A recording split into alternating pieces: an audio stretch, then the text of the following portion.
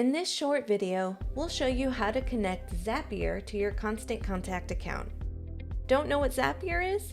Zapier is essentially the middle tool that connects two applications. You can create zaps that are triggers based on actions like sending your contacts into Constant Contact. To give an example, in Zapier, you can create a trigger like getting a new email in Gmail with an action of copying the attachment from Gmail into Dropbox, letting you get back to more important tasks.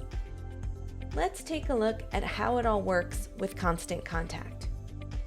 To get started, click Integrations and then click the Zapier block. Click Connect and you'll be taken to Zapier to log into your account.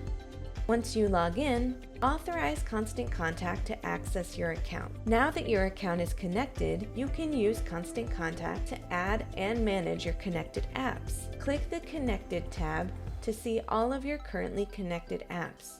If you need to manage a certain app, just click on it and choose Go to Zapier.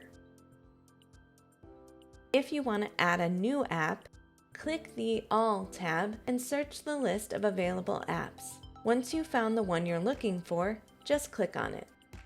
Select Go to Zapier to start creating your Zap with that app.